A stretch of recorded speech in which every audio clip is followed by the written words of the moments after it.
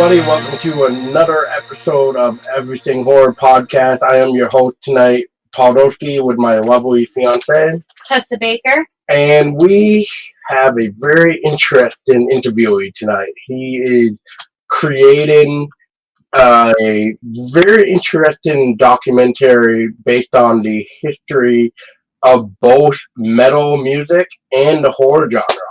So I'd like to introduce Mike Schiff. Hi, Mike. Hey guys, how you doing? Good. How about you? Good. Thanks for having me on. Oh, hey, thank you. I mean, if it wasn't for your email, I wouldn't have even known this existed. So thank you so much. Yeah, of course. Now, Mike, if you wouldn't mind, for people that may not know you, like me and Tessa here and everybody that's listening, could you give us a brief origin story of who you are and how you got into the horror and, if you want, metal music? Yeah, so I'm born and raised in Bronx, New York, and I got into horror, I guess, when I was really young. My dad was a huge horror fan. He was a big fan of like the Universal Monsters and the Hammer films, and I kind of caught the bug, soon after I was able to walk. And so, I was a huge horror fan ever since I was a kid. I originally wanted to be a special effects makeup artist.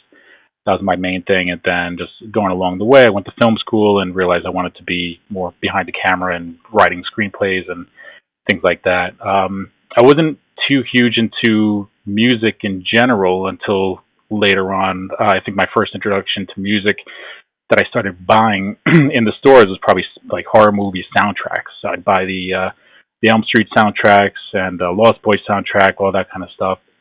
And then I'd say probably in the mid to late 90s is when I really started getting into heavier stuff, and that's when I became more of a metal fan. So I've been a fan of both these genres for a long time. So basically, a couple of years ago, I was attending Kirk Hammett's Fear Fest the Evil convention that my friend and producer Rob Lucas got me involved with, and after attending that, I just saw that there was, Kirk pretty much brought in metal and horror people together for these big events, and I was just kind of looking at the overall scene and thinking to myself, has there ever been a documentary on why there's this strong connection between the two genres? And apparently no one's made a documentary on it, so I figured it would be a good time to start working on one. I definitely like the idea, and I must say I got to give props to your illustrator for the awesome image as well. So, he did great work. Oh yeah, it's very. I'm trying to think of the word here. I don't want to say like Royal Rumble-ish, but it almost seems like a Royal Rumble going on. We see like Alice Cooper, I think, going up against Freddie, and then we see Corey Taylor up against The Exorcist, and a few other interesting, cool things. So, and we even got Nosferatu.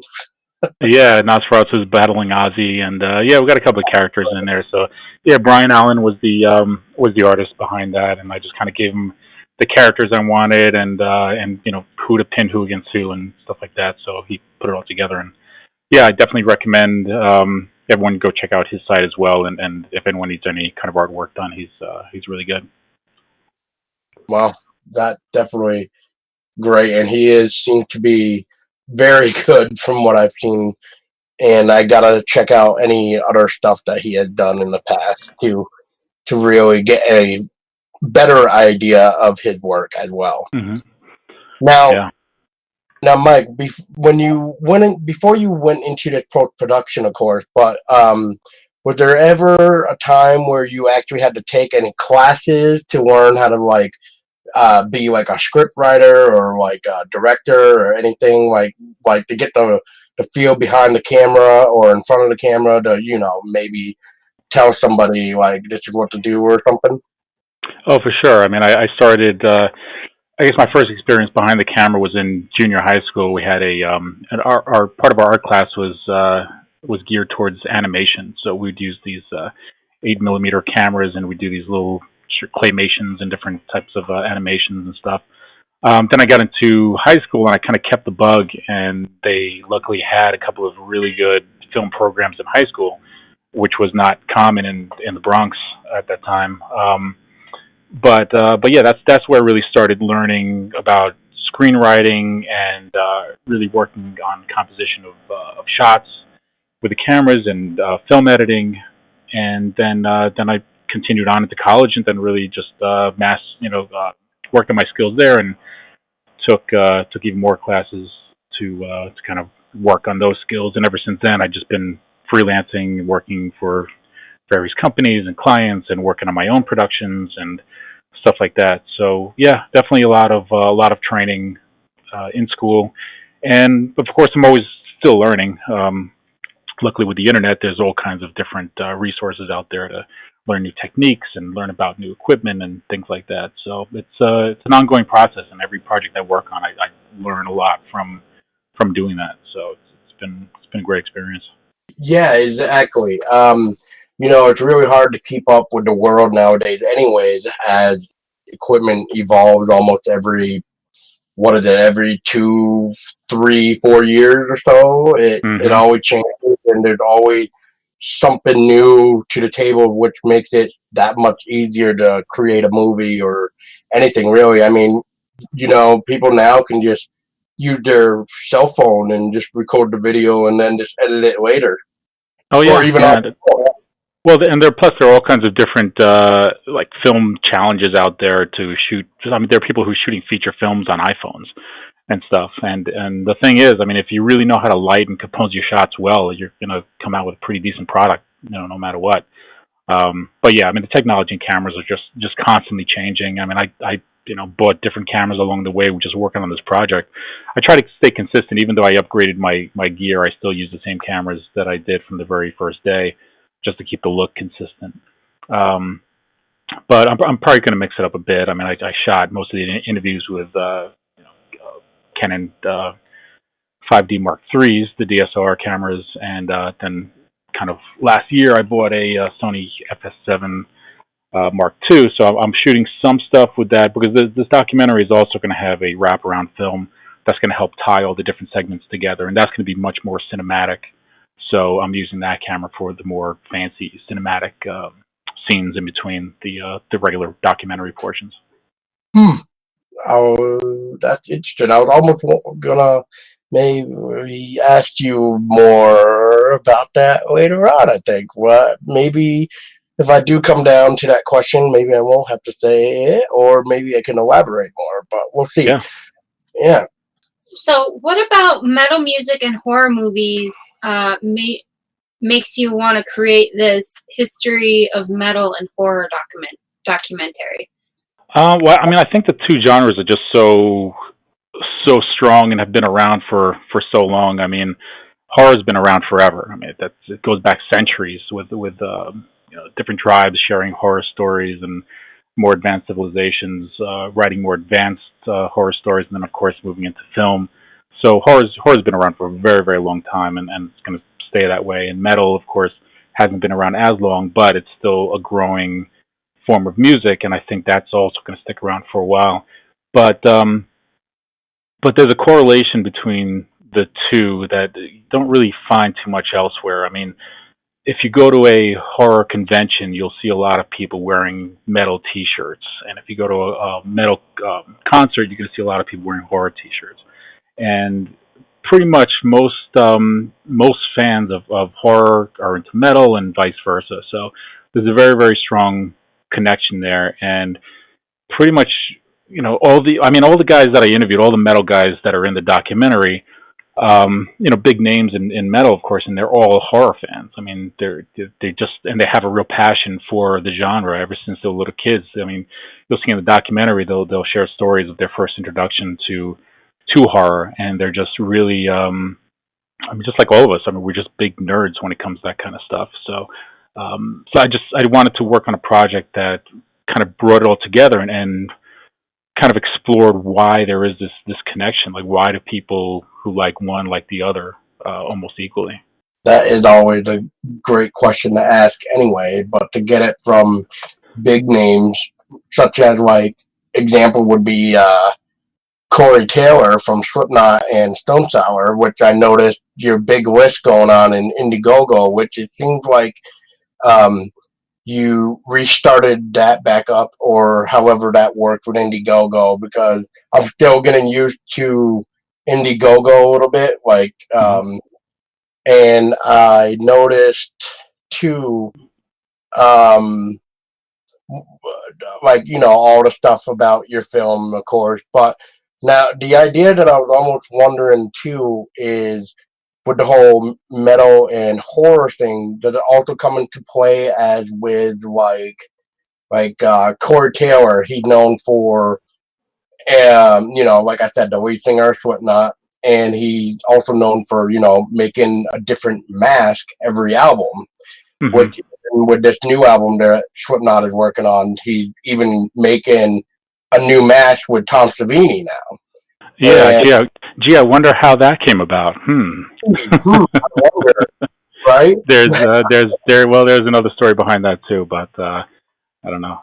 I don't know how much I can give away about that, but Right. let's just say I had a little something to do with that kind of coming about.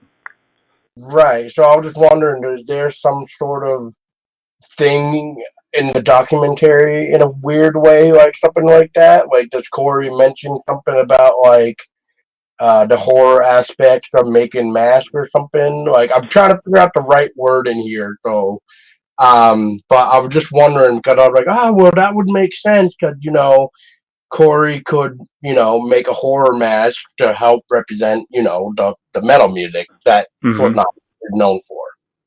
Oh yeah. No, there's definitely a part where a section where a lot of the metal artists talk about how horror has influenced their stage performances, their look, and everything. So yeah, Corey definitely talks about the masks and how they've played a part, and how the band overall he pretty much talks about the entire band being horror fans, and how horror influenced their look and their music and everything like that.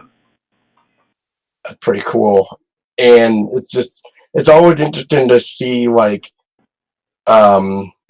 behind the scenes of stage performances, in which another band I'll just mention real quick is that you guys were able to interview with one nameless ghoul, and another one is a unknown ghoul from the band Ghost. So that's cool. So they probably put in their insight too about their stage performance as well, because they're getting to be well known to the point where the lead singer once said something about they want their show to almost be like a what is it, like a theater or something like that, where it's always something different, or it's like a weird story while watching the band play the song or something like that. I forget how he worded it, but I thought it would be very interesting. Yeah. Well, there's definitely a lot of influence from musical theater, Phantom of the Opera, shows like that, and that's also something that's covered in the documentary as well. They'll get into that. There's definitely a lot of talk of ghosts in the documentary. Very cool. Very cool. What has been one of the hardest things making this documentary? The hardest thing is really just working with limited funds and limited resources. I couldn't have done this alone, and I didn't do it alone. I definitely had help from my friend and producer Rob Lucas, from Brian Slagle from Metal Blade Records, Jose Mangan from SiriusXM, and so with the help of those guys, I was really able to lock down a lot of these interviews, which I couldn't have done just kind of coming out of nowhere. I mean, I was friendly with these guys prior to working on this, so I was able to kind of turn to them and say, hey, look, I'm looking to do this documentary. Do you think you could help in getting some of these artists for me? So they put me in touch with their management. They put in a good word for me, and that's pretty much how everything came together. And of course, once people started seeing who else was on the roster, then it made things a lot easier to get more interviews after the fact. But it's not a big Hollywood production. It's an independent, low budget project. It's a passion project of mine. So a lot of it was working out of pocket, and the rest was through the prior crowdfunding campaigns that I had before the one that's on now, and that really helped a lot as far as helping me afford the travel expenses, the hotel expenses, the equipment expenses, paying whatever crew I needed at any particular time. I mean, luckily I shot and edited everything myself, so I was able to save money there. And I've had really great friends help out, and of course my lovely wife has helped along the way and helping conduct a lot of the interviews while I was running the cameras and sound and lights and all that kind of stuff too. Um, so it could have been a lot more expensive than it really was, but it's still something that took a long time. One, because it's not like hiring actors and crew and everything, and you set a couple of weeks and say, all right, well, we're going to shoot for these weeks and get the entire film done and in the can. It's, well, you got to wait till so and so is off of the tour. Stop. They're not working on the album. They're not working on the movie. So a lot of it was just waiting for artists to become available, and some interviews took well over a year to get, but well worth it, of course. And I'm sorry, again. I was just saying, I'm just agreeing with you about it's well worth it. Like I was saying, oh yeah, because I've seen your list. You got one impressive list on Indiegogo. Yeah, and of course, if you go to metalhorror.com, on the artist page, you'll see everyone laid out there as well. So yeah, I mean, I'm really fortunate to have had these guys and gals to commit to the project and donate their time to making this happen. I mean, they're really they're big fans of what I'm doing with this, and I mean, I definitely feel honored to have been in their presence and be able to interview them, which is not something that a lot of people really get to do. So I'm definitely very privileged to have been able to do that. Yeah, I mean, it's always really cool when you find these type of connections, I'll say, and it's really nice to also know that there's people that like your idea that are also willing to help out at whatever cost they can give.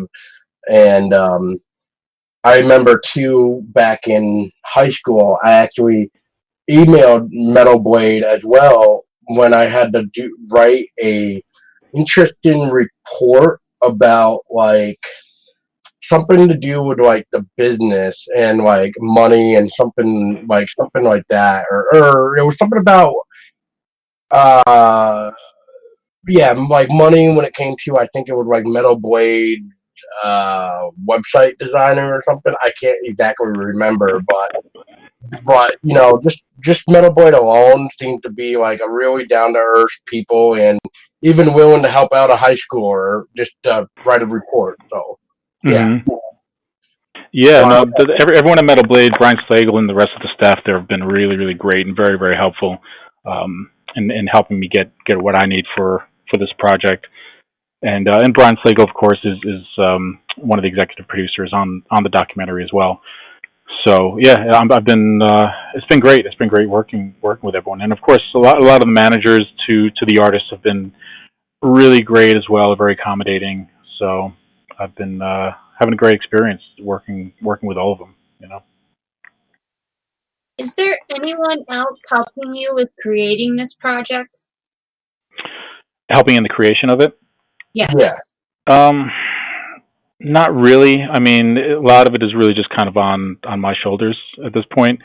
I do have friends in the business who I have shown the rough cuts to, just to get a little bit of extra input, another couple of set of eyes to take a look at things, because I've been so focused on this project for so many years now. Sometimes I need a little bit of outside, opinions to check it out.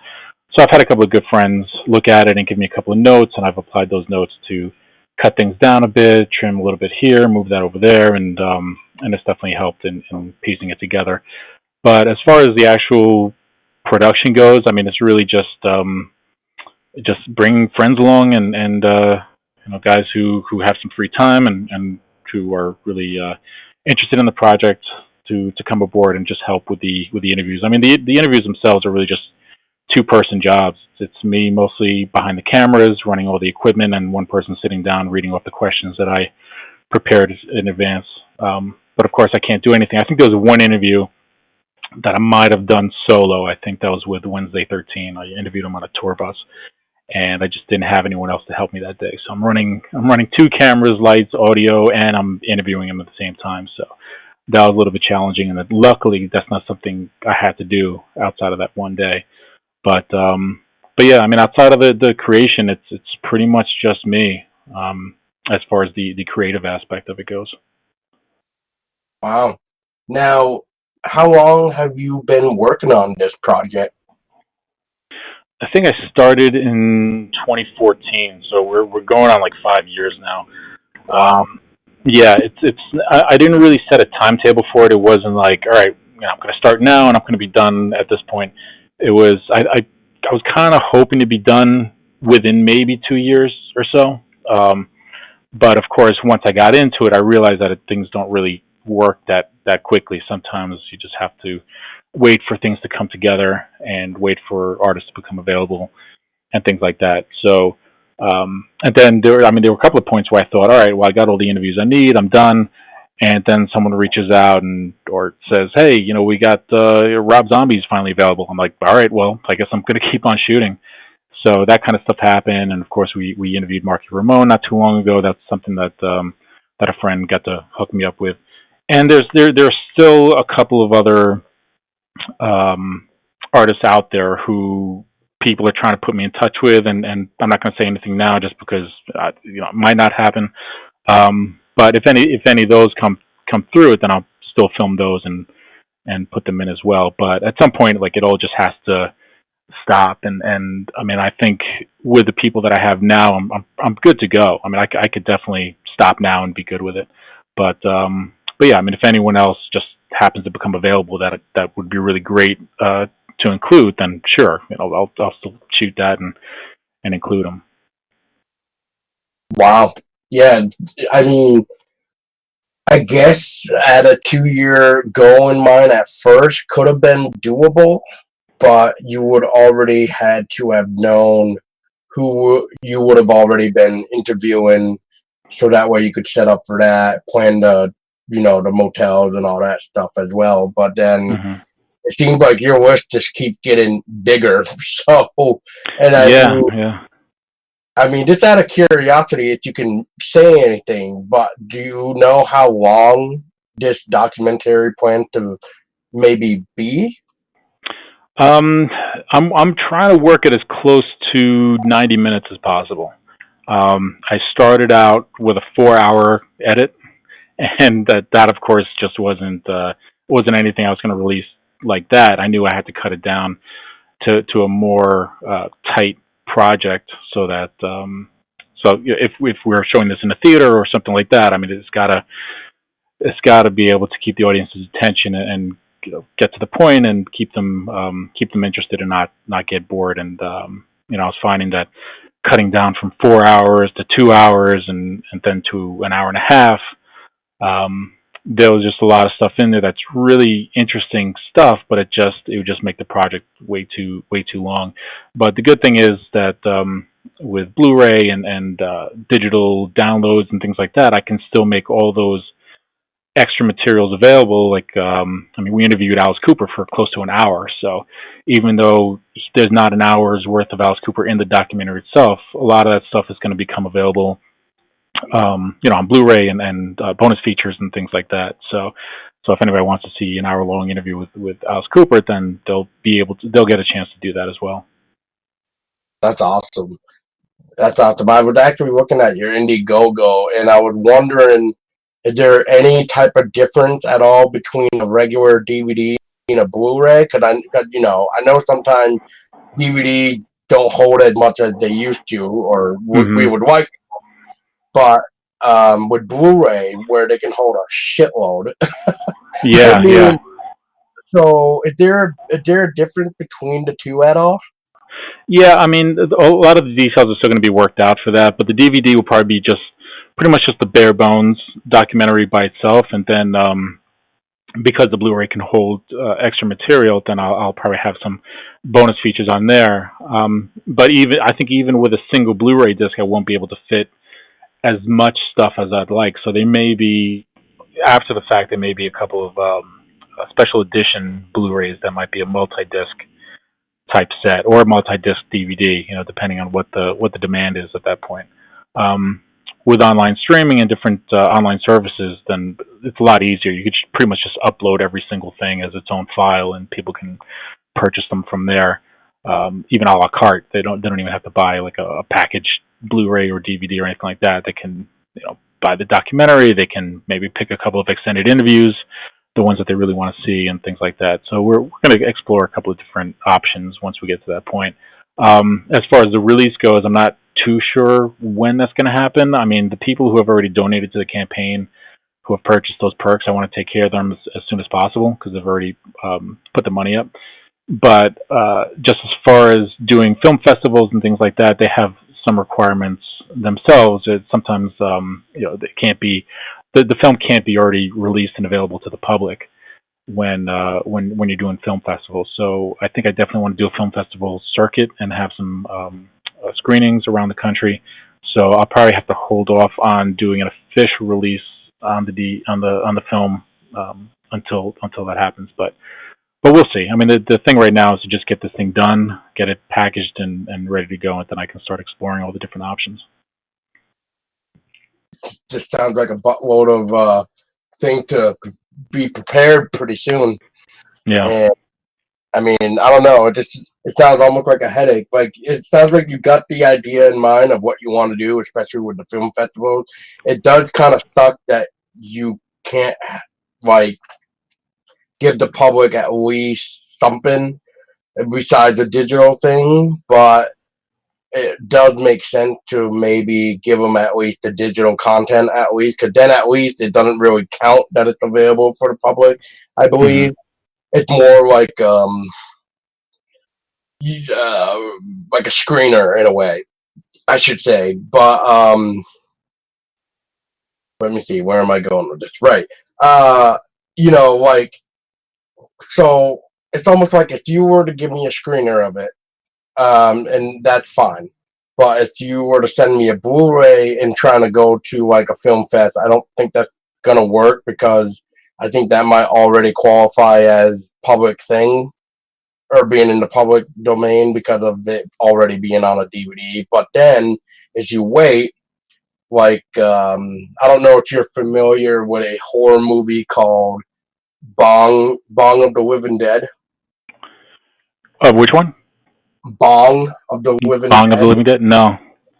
They did the film festival route for a couple years, and then they finally were able to put the movie out on DVD after the film festival runs. Right. So maybe, like you were saying, maybe that's something you could even do too. Yeah. I mean, that's the thing, and I don't want to frustrate too many people, especially those who have already donated to the campaign, because I know that they've already waited several years for the thing. But at the same time, I just want to make sure that because I've dedicated so many years to this project, that I really do everything the right way, and where I reap the most benefits and things like that. So I think it would be good to run the film festival circuit and have some big screenings and things like that. So I don't want to pass up on all that to rush this thing out. So I'll time everything in a way where hopefully people won't be too pissed off at me for doing that, but also what would be in my best interest as well. Right, and I mean, you could always do like a short run too, and that should still be fine. And there's I'm not sure if you're also familiar with a company known as Hex Media. Hex Media? Yeah. No. They're based out of the UK, and they're gonna be releasing their newest album. I mean, album. Wow, newest movie soon that they also crowdfunded called Automata.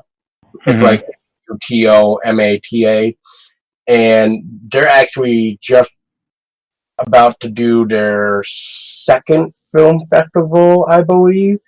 Their first one was over in the UK, and then I believe there's another one coming somewhere around here, and then maybe one more. I remember the guy from Hex Media was posting about it. But he's also going to be putting it out on the DVD. So I think what he's doing is he's just doing a quick short run of the film, and then he's just putting it out to the public. So even if you, like I said, so even if you did do a short run while you're working on the DVD to get out there before the public gets them, that way, you know, you can go through the DVDs and Blu-ray to make sure everything works, like the menus and everything. And then I think that's still okay.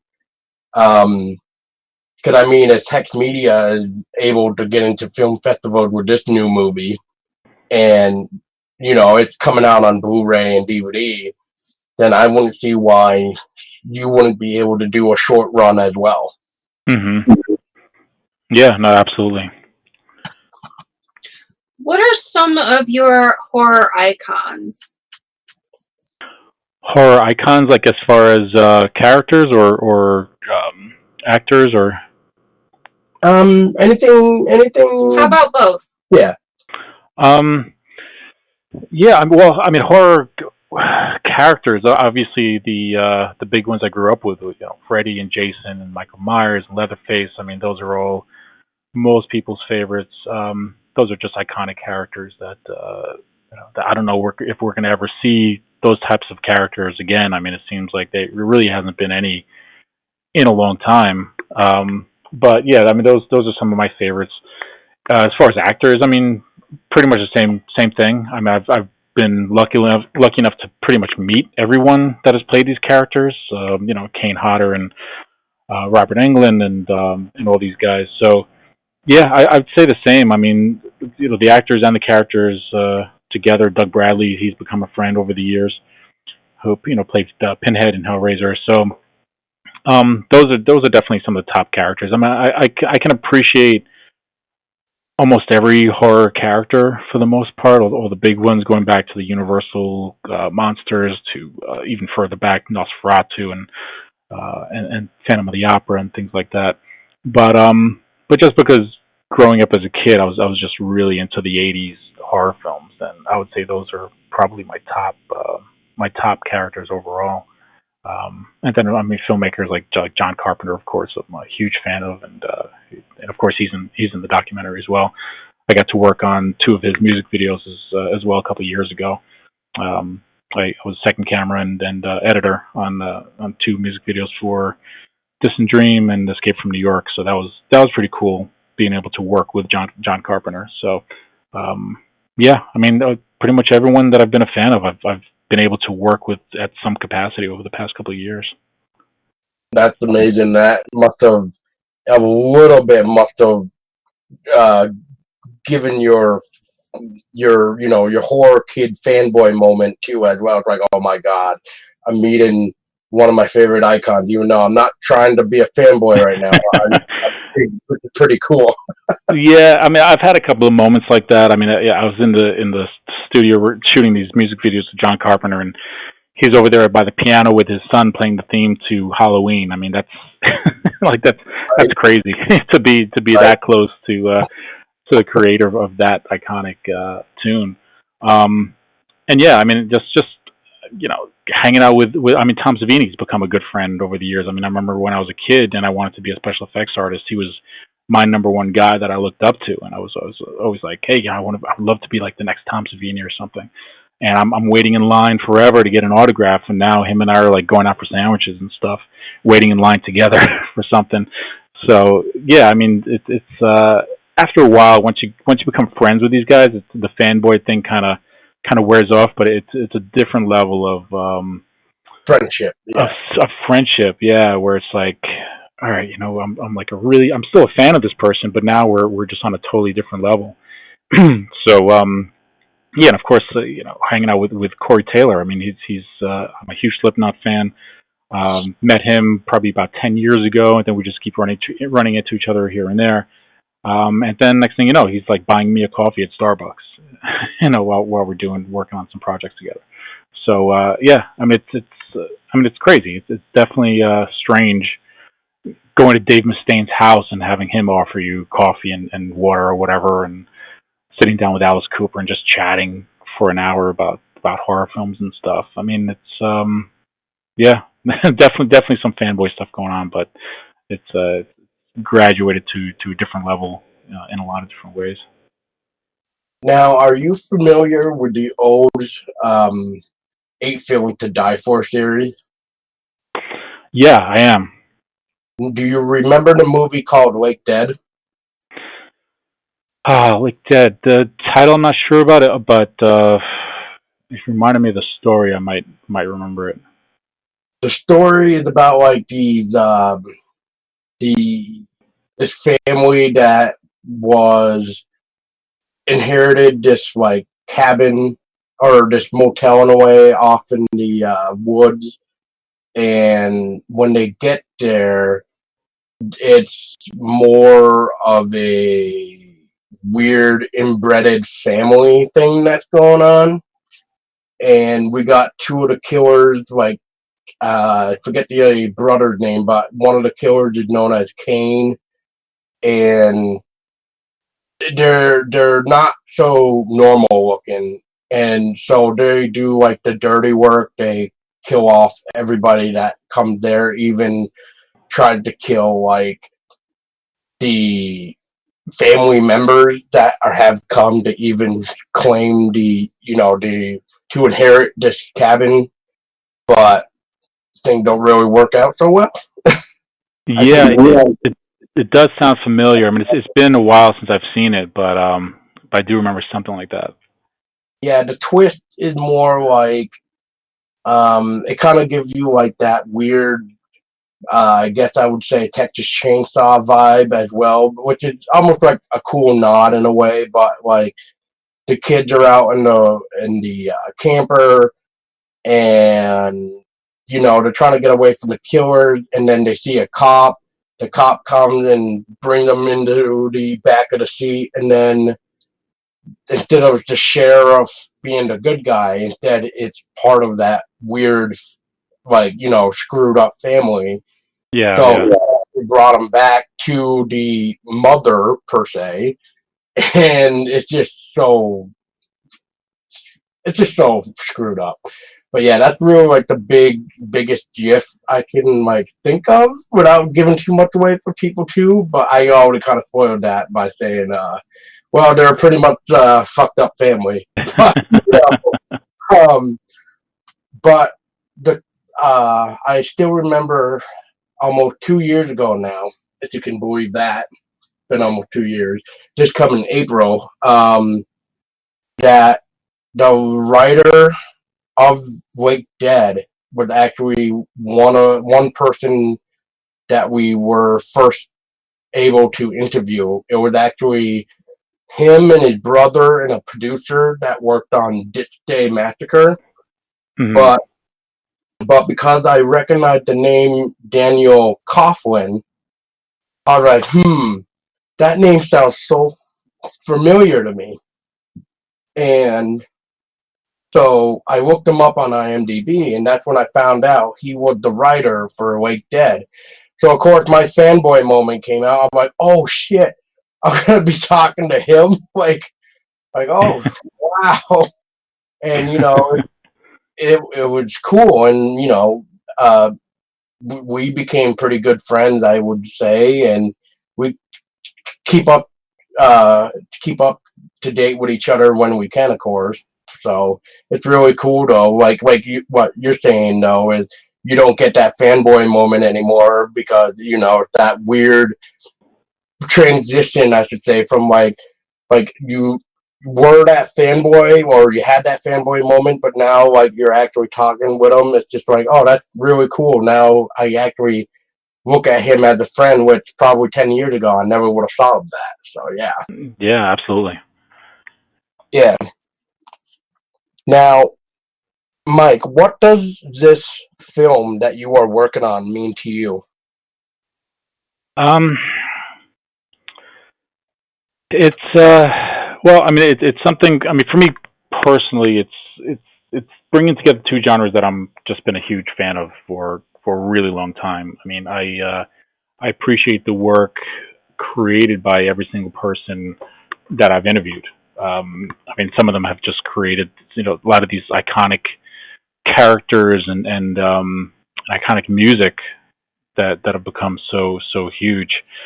So to be able to bring these two genres with all these great people together is just something that I feel really passionate about. It's something that I've learned a lot from, and something that I'd like to bring to the larger audience. I mean, it's a lot of people kind of know that metal and horror go hand in hand, but through watching the documentary, they'll get to hear a lot of interesting stories of how a lot of these metal artists were introduced to horror when they were kids. Things like that. What some of their favorite horror films are, and have them talk about why they think there's such a strong connection between these two genres. So I just wanted to create something that was different, that really hasn't been done like this before, and hopefully it'll lead to other things down the road. Hopefully I can continue working on projects, different films and things that bring the metal and horror world together. I mean, there's been a connection for a long time in horror films with horror soundtracks and things like that. But I'd like to keep that going to some capacity, even if it's bringing some of the metal artists into horror films even as performers.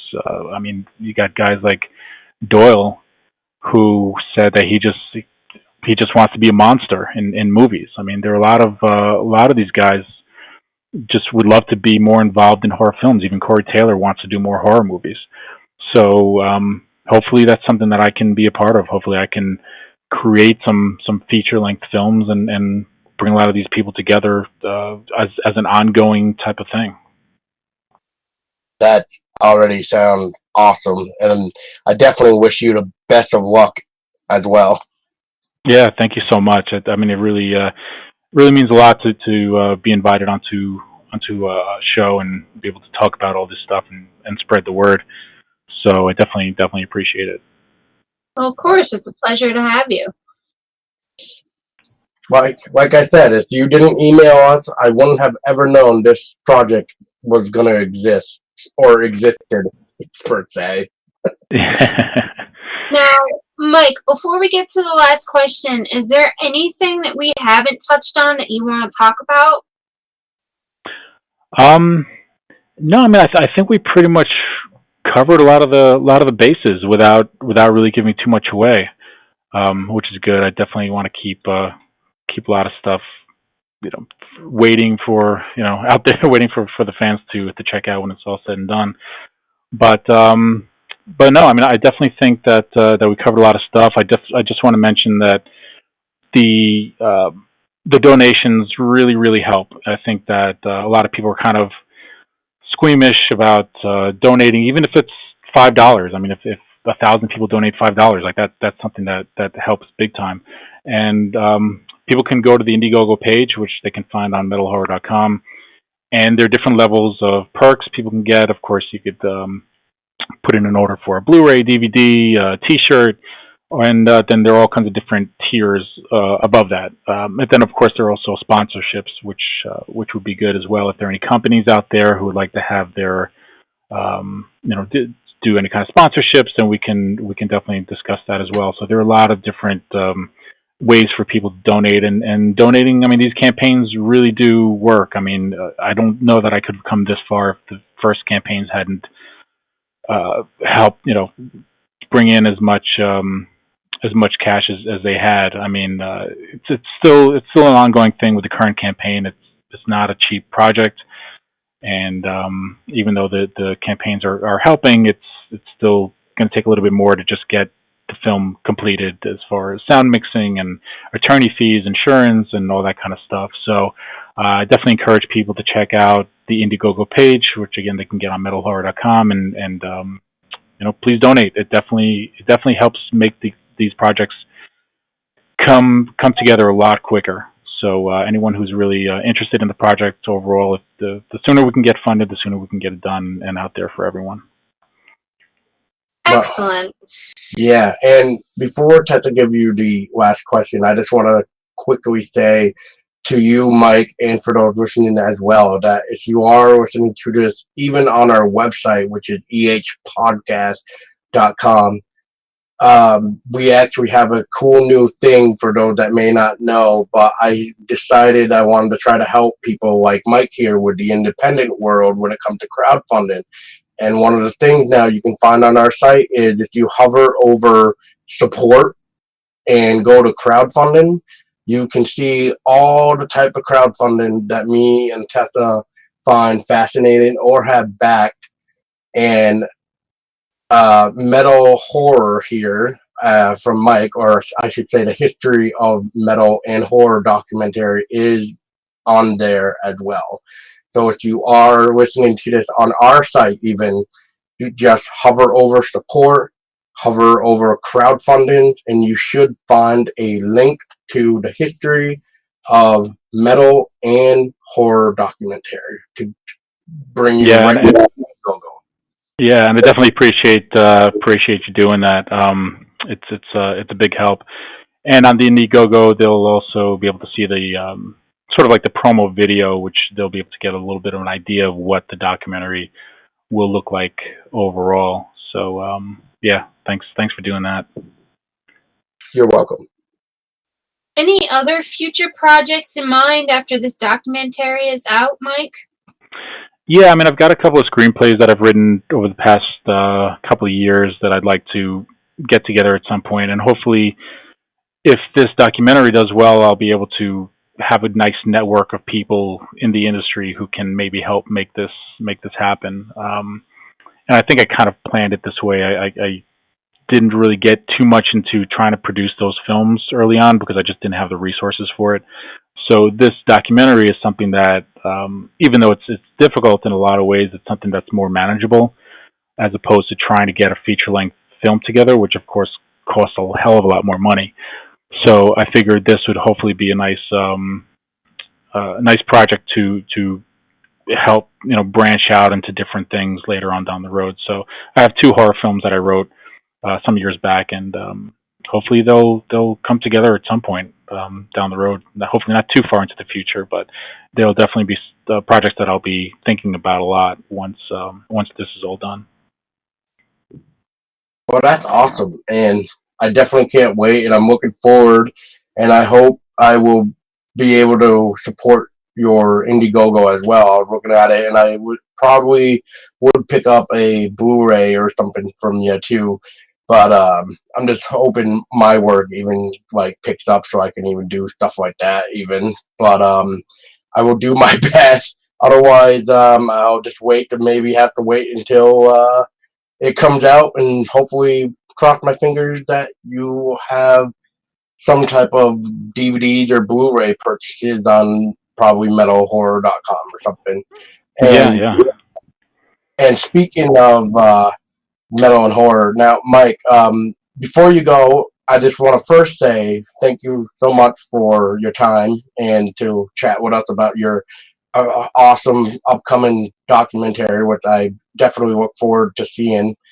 And it did spark my interest because when you first were telling me about it with that email, I'm just like, at first I was like, how, like, what? And then as I'm just like, man, this sounds like a really cool idea. Like, I don't think I've seen something like this. And as you were saying too, nobody's really done a documentary on this. So it's just like, yeah, no wonder why I've never really seen anything like this then. So, you know, it's a very cool idea. Yeah, and just real quick, Mike, before we let you go, for people that want to stay up to date with you on the metal horror documentary, is there any type of social media outlet or anywhere to be able to catch up with the latest news with you? Yeah. I mean, we post, I'll put some stuff up on the website on metalhorror.com, but for the more sort of up to date, quick updates, there's definitely social media, both, all 3, of course, with Instagram and Facebook and Twitter. It's at the Metal Horror. So it's at the Metal Horror for all 3 social media platforms, and on there'll be a much quicker, more frequent updates and other things photos from the production and things like that. So yeah, please check those out as well. The social media has definitely been huge for the project. So I'm always interested in increasing the size of the audience there. Nice. If I'm not already following you, then I'll be on it as soon after this interview is over with. Awesome. Thanks. And so once again, Mike, thank you again, and I can't wait, and best of luck to you, and I just can't wait, and when it comes out and stuff, maybe we can have you back on so we can really dive into the documentary a little bit more. Yeah, absolutely. I'd love to do that, and I'll definitely I'll keep you all posted on the progress and when things are done, and if they're going to be maybe if we hold some festivals or screenings in your area, then I'll definitely invite you to come out as well. So we'll definitely keep in touch along the way. Awesome. Well, thank you so much, Mike, and thank you everybody else for listening. And I was your host tonight, Podolsky. And I was Tessa Baker. And like always, people, make sure to stay scary.